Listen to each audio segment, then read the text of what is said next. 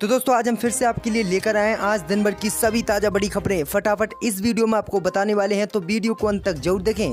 अगर आप भी चाहते हैं कि तबलीगी जमात पर मीडिया द्वारा लगाए गए आरोप झूठे हैं तो हमारी वीडियो को लाइक करके अपना समर्थन जरूर दर्ज करें। इसी बीच बढ़ते दोस्तों अगली बड़ी खबर की ओर, तो भारत में कोरोना वायरस के मरीजों की संख्या पहुंची 1,38,536। वहीं 57,692 लोग इस महामारी से भारत में ठीक हो चुके हैं।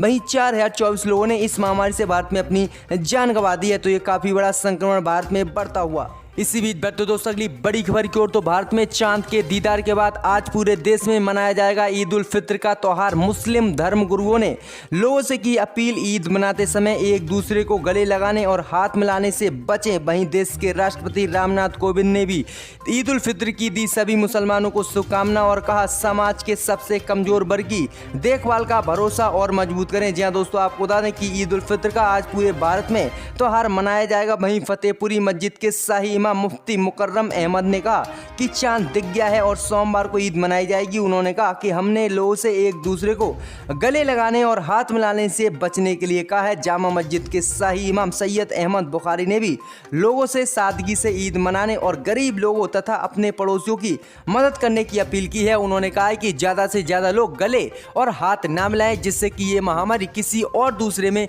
ना फैले। तो ये मौलानाओं ने काफ़ी बड़ी अपील की है सभी देश के मुसलमानों से। इसी बीच बढ़ते दोस्तों अगली बड़ी खबर की ओर, तो उत्तर प्रदेश के मुख्यमंत्री योगी आदित्यनाथ का ईद पर बड़ा ऐलान, घरों में ही अदा की जाए ईद की नमाज। जहां दोस्तों आपको बता दें कि उत्तर प्रदेश के मुख्यमंत्री योगी आदित्यनाथ ने ईद को लेकर बड़ा फैसला किया है। योगी आदित्यनाथ ने सभी प्रदेशवासियों को ईद की बधाई देते हुए साफ कह दिया है और निर्देश दिया है कि कोई भी व्यक्ति ईद की नमाज मस्जिद या ईदगाह में ना पढ़े। सभी से योगी आदित्यनाथ ने अपील की है कि ईद की नमाज को सिर्फ घरों में ही पढ़ा जाए। योगी आदित्यनाथ ने साफ कहा है कि अगर ऐसा करता कोई पाया गया, अगर कोई भी व्यक्ति ईदगाह या मस्जिद में ईद की नमाज पढ़ता पाया गया तो उसके खिलाफ कड़ी कार्रवाई की जाएगी। वहीं योगी आदित्यनाथ ने ये साफ निर्देश दे दिए हैं। वहीं आगे उन्होंने कहा कि कोरोना और ईद के मद्देनजर किसी भी सार्वजनिक कार्यक्रम का आयोजन नहीं किया जाए। वहीं आगे योगी आदित्यनाथ ने कहा है कि 4 से 5 व्यक्ति ही सोशल डिस्टेंसिंग का पालन करते हैं ईद की नमाज जो है मस्जिद या ईदगाह में पढ़ सकते हैं। वैसे किसी भी व्यक्ति को ईद की नमाज पढ़ने की उत्तर प्रदेश में योगी आदित्यनाथ ने नहीं दी है इजाजत। तो ये काफी बड़ा ऐलान क्या है योगी आदित्यनाथ ने ईद की नमाज को लेकर। इसी बीच बढ़ते दोस्तों अगली बड़ी खबर की ओर, तो तबलीगी जमात पर बोले डॉक्टर हर्षवर्धन। कहा तबलीगी जमात से देश को लगा बड़ा झटका। जी दोस्तों आपको बता दें कि केंद्रीय स्वास्थ्य मंत्री हर्षवर्धन ने कहा कि निजामुद्दीन मरकज की घटना के बाद कोरोना वायरस के संक्रमण का मामला अचानक भारत में बहुत तेजी से बढ़ा, जिससे कि भारत को बड़ा झटका और बहुत बड़ा नुकसान हुआ है क्योंकि कोरोना वायरस इन्हीं लोगों की वजह से बहुत तेजी से भारत में फैला है। आगे हर्षवर्धन ने कहा कि यह घटना सभी समुदाय के लिए सबक है। जब देश कोई सामूहिक निर्णय लेता है तो सभी धर्म के लोगों को उसका पालन करना चाहिए। साथ ही उन्होंने कहा कि इस बारे में अभी बात करने का कोई अर्थ नहीं है क्योंकि तबलीगी जमात के कार्यक्रम में भाग लेने वाले सभी व्यक्तियों के संपर्क में आए लोगों का पता लगा लिया गया है और जो कोरोना वायरस से संक्रमित पाया गया उनका उपचार किया गया। वहीं आपको बता दें आगे उन्होंने कहा कि कोरोना महामारी तबलीगी जमात के लोगों से बहुत तेजी से भारत में फैली, जिससे कि भारत को बहुत बड़ा झटका लगा है। आगे उन्होंने कहा कि जो भी गलतियां हुई तबलीगी जमातियों से उनका अब जो है एक्शन लिया जाएगा और उन्हें जेल भेजा जाएगा। तो ये काफी बड़ा अपडेट दिया है डॉक्टर हर्षवर्धन स्वास्थ्य मंत्री ने। इसी बीच बढ़ते दोस्तों अगली बड़ी खबर की ओर, कांग्रेस और भाजपा के साथ मिलकर नहीं लड़ेंगे चुनाव मायावती। जी दोस्तों आपको बता दें कि मायावती ने काफी बड़ा ऐलान किया है कि वह कांग्रेस और भाजपा के साथ कोई भी आने वाले चुनाव मिलकर नहीं लड़ेंगी। जी दोस्तों आपको बता दें कि बहुजन समाज पार्टी की सुप्रीमो मायावती ने प्रवासी कामगारों के पलायन और उनकी दुर्दशा को लेकर एक बार फिर कांग्रेस को सबसे ज्यादा जिम्मेदार ठहराया है। वहीं कांग्रेस और बीजेपी पर हमला बोला है। उन्होंने रविवार को कहा कि भाजपा सरकार भी कांग्रेस के पद चिन्हों पर चल रही है। कांग्रेस पर झूठ फैलाने का आरोप लगाते हुए मायावती ने कहा कि उनकी पार्टी कांग्रेस और भाजपा के साथ मिलकर कोई भी चुनाव नहीं लड़ने वाली। वहीं उन्होंने साफ कह दिया कि हम किसी भी पार्टी से कोई गठबंधन नहीं करने वाले हैं। वहीं बसपा सुप्रीमो मायावती ने कहा कि जब प्रवासी मजदूरों की आड़ में भाजपा और कांग्रेस ने एक दूसरे पर आरोप प्रत्यारोप लगाकर घिनौनी राजनीति की तब मुझे बोलना पड़ा। आज पूरे देश में प्रवासी श्रमिकों की दुर्दशा के लिए जितनी भाजपा जिम्मेदार है उससे कहीं ज्यादा कांग्रेस जिम्मेदार है क्योंकि इन दोनों ने ही देश में सबसे ज्यादा राज किया है। तो ये काफी बड़ा हमला बोला है कांग्रेस और बीजेपी पर मायावती ने। इसी बीच बढ़ते दोस्तों अगली बड़ी खबर की ओर। तो कोरोना के गलत आंकड़े को लेकर बीजेपी को दिल्ली हाई कोर्ट से बड़ा झटका, केजरीवाल सरकार को मिली बड़ी राहत। जी हां दोस्तों, आपको बता दें कि जिस तरह से दिल्ली हाई कोर्ट ने देश की राजधानी में कोरोना से जुड़े आंकड़ों पर सवाल उठाने वाली बीजेपी की याचिका को खारिज कर दिया है। जी हां दोस्तों, आपको बता दें कि कोर्ट ने कहा है कि याचिका बिना आधार के दायर की गई है।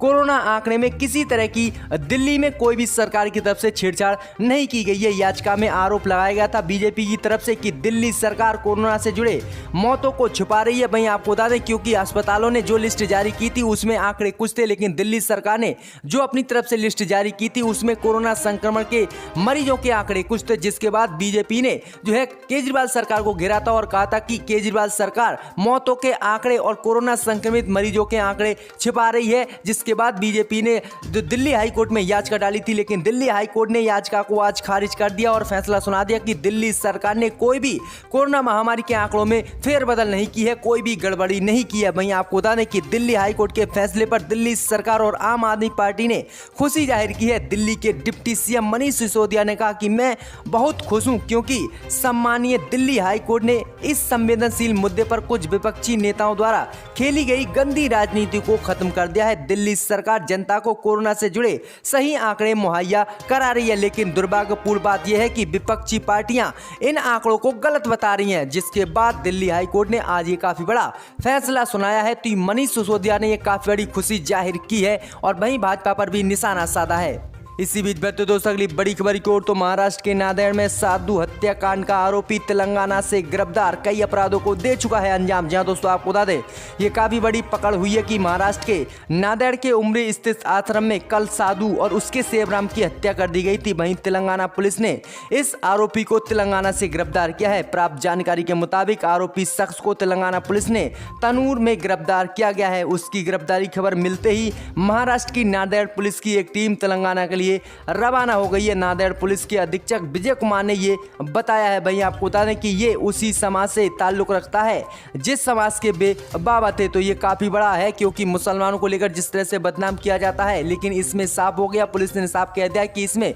कोई भी धार्मिक एंगल नहीं है, बल्कि जिस धर्म के ये बाबा थे उसी धर्म के व्यक्ति ने इनको मारा है। तो ये काफी बड़ी अपडेट आ रही है महाराष्ट्र से लेकर। इसी बीच बढ़ते दोस्तों अगली बड़ी खबर की ओर। तो आज से पूरे देश में अंतर्राज्यीय हवाई यात्रा शुरू। केंद्र की मोदी सरकार और स्वास्थ्य मंत्रालय ने यात्रियों के लिए नई गाइडलाइन कर दी है जारी। जहां दोस्तों आपको बता दें कि लॉकडाउन के बाद पूरे देश में देश और विदेशी सभी यात्राओं पर केंद्र की मोदी सरकार ने रोक लगा दी थी, लेकिन आज केंद्र की मोदी सरकार ने अंतर्राज्यीय हवाई यात्रा को इजाजत दे दी है और यानी आज से आप जो है किसी भी प्रदेश की हवाई यात्रा कर सकेंगे। वहीं आपको बता दें कि इसको लेकर केंद्र की मोदी सरकार और स्वास्थ्य मंत्रालय ने यात्रियों के लिए नई गाइडलाइन जारी कर दी है। जो कोई भी व्यक्ति हवाई यात्रा करेगा उसको इन चीजों का पालन जरूर करना होगा। वहीं आपको बता दें कि यात्रियों को हवाई यात्रा करते समय फेस मास्क जरूर लगाना है। सभी प्रवेश व निकास द्वार पर उनकी थर्मल स्क्रीनिंग की जाएगी, जिससे ये पता लगाया जा सके कि उन्हें कोरोना महामारी तो नहीं है। तो आज से पूरे देश में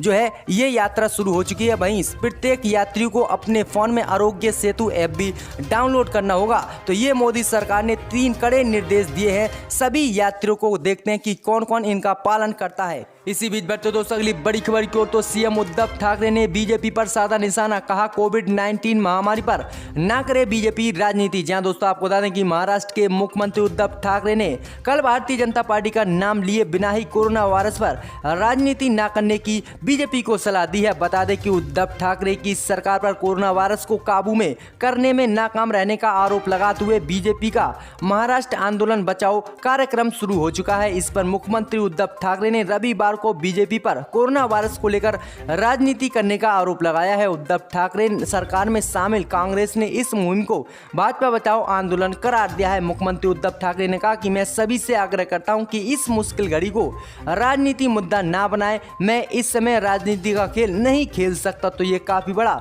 बयान दिया है उद्धव ठाकरे ने और बीजेपी पर राजनीति करने का आरोप लगाया है। इसी बीच बढ़ते दोस्तों अगली बड़ी बड़ी खबर की ओर तो रेल मंत्री पीयूष गोयल की उद्धव ठाकरे को चुनौती, कल महाराष्ट्र को मिलेंगी 125 ट्रेनें, कोई खाली न जाए। जहां दोस्तों आपको बता दें कि रेल मंत्री पीयूष गोयल ने उद्धव ठाकरे पर तंज कसते हुए कहा है कि उद्धव जी, आशा है आप स्वस्थ हैं, कल हम महाराष्ट्र से 125 श्रमिक स्पेशल ट्रेनें देने को तैयार हैं। पीयूष गोयल ने उद्धव को चुनौती देते हुए कहा है कि ट्रेन पहले की तरह स्टेशन पर खाली नहीं जानी चाहिए। वहीं आपको बता दें कि रेल मंत्री ने ट्वीट के जरिए उद्धव ठाकरे सरकार को जवाब देते हुए कहा है कि आप जो है 125 श्रमिक स्पेशल ट्रेनें हम जो है महाराष्ट्र के लिए भेज रहे हैं और आपको बताया है कि आप पास श्रमिकों की लिस्ट तैयार करके हमें दें, जिससे कि हम इन सभी श्रमिकों को उनके राज्य तक भेज दें। वहीं आपको बता दें कि महाराष्ट्र सरकार ने 200 ट्रेनों की लिस्ट भारतीय रेल को देने का दावा किया था, पर कल चलने वाली एक भी ट्रेन के यात्रियों की लिस्ट जीएम मध्य रेल के पास फॉलो अप के बाद भी नहीं आई है। कृपया लिस्ट